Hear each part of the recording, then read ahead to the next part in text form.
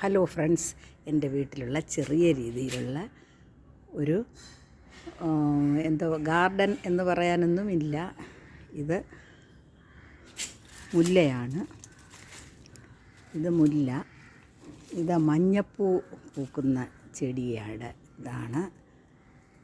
പിന്നെ ഇവിടെ ഒന്ന് രണ്ട് ചേന പൊടിച്ചിട്ടുണ്ട്. ഞാൻ നേരത്തെ നട്ടിരുന്നതിലുള്ളതാണ്.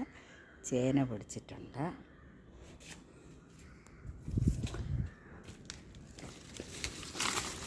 പിന്നെ എനിക്ക് നല്ല ചുവപ്പ് കളറിലെ തെറ്റിയുണ്ട്. ഇത് ഞാൻ ഒരു സ്ഥലത്തുനിന്ന് എനിക്ക് കൊണ്ടുവച്ച് പൊടിപ്പിച്ചെടുത്തതാണ്. നിറച്ച് പൂക്കുന്നതാണ്. അതിനിടയ്ക്കായിട്ടൊരു പപ്പായ മരമുണ്ട്, കായില്ല. ഒരു തെങ്ങുമുണ്ട്.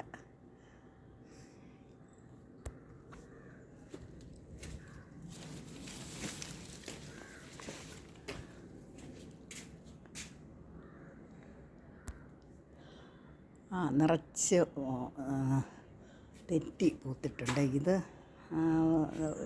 ഓറഞ്ച് കളറും കാവി കളറും കൂടെ ചേർന്ന ഒരു തരം തെറ്റിയാണ്. നല്ല ഭംഗിയാണ് കാണാനായിട്ട്. നിറച്ച് പൂത്തിട്ടുണ്ട്.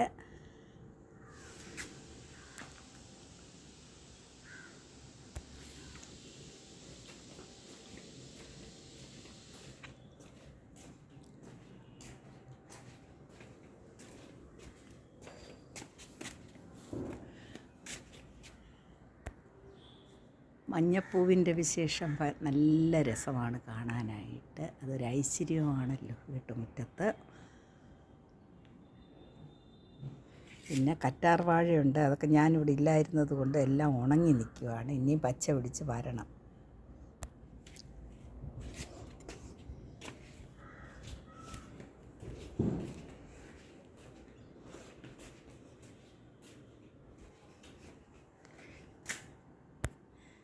ഇത് എൻ്റെ വീട്ടിലെ തുളസി.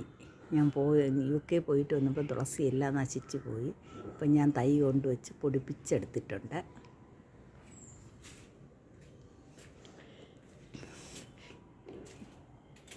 ഇത് ഒരു ചെറിയ കൃഷിത്തോട്ടമെന്ന് പറയാം. കോവൽ ഞാൻ UK പോകുന്നതിന് മുമ്പേ നട്ടിരുന്ന കോവലാണ്.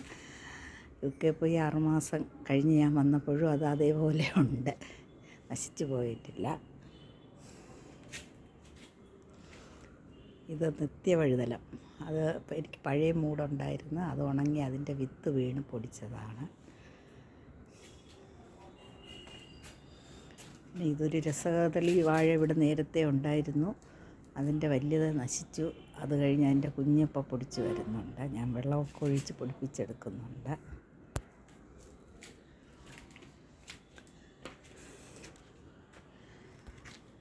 ഇത് മാങ്ങ കഴിച്ചിട്ട് മാങ്ങയുടെ അണ്ടിയിട്ട് അത് പൊടിച്ച് ഒരു മാവായിട്ട് വളർന്നു വരുന്നുണ്ട്. എത്രത്തോളം നല്ലതായിട്ട് കിട്ടുമെന്ന് എനിക്കറിയില്ല.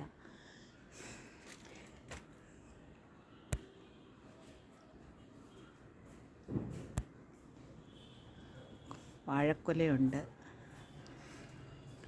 ഇത് പാളയം തോടനാണ്.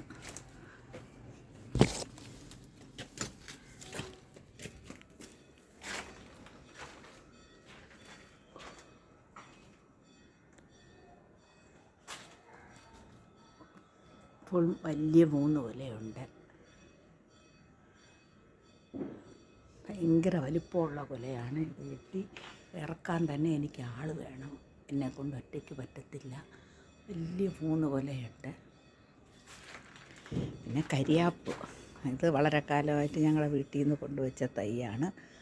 അത് വീണ്ടും വീണ്ടും പൊടിച്ച് വരുന്നുണ്ട്. നിറച്ച് ഇലയുമായിട്ട് നിൽക്കുന്നു. പിന്നെ ഇതെൻ്റെ സ്വന്തം പാവയ്ക്ക.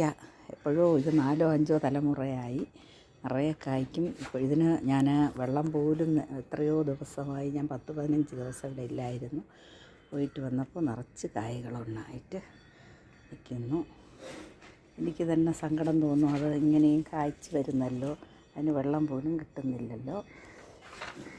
പഴുത്ത് നിൽക്കുകയാണ്. ഇന്ന് പൊട്ടിക്കണം. ഞാൻ മെനങ്ങാന്ന് വന്നതേ ഉള്ളൂ മകൻ്റെ വീട്ടിൽ പോയിട്ട്. അപ്പം ഇത്രയൊക്കെ വിശേഷങ്ങളാണ് എനിക്ക് ഇന്ന് നിങ്ങളോടൊപ്പം പങ്കുവയ്ക്കാനുള്ളത്. എൻ്റെ കൃഷിത്തോട്ടവും എൻ്റെ ചെറിയ രീതിയിലുള്ള എൻ്റെ പൂന്തോട്ടവും എല്ലാം എനിക്ക് കാണിക്കാനായിട്ട് ഒരാഗ്രഹമുണ്ടായിരുന്നു. കാണിച്ചു. ഓക്കേ.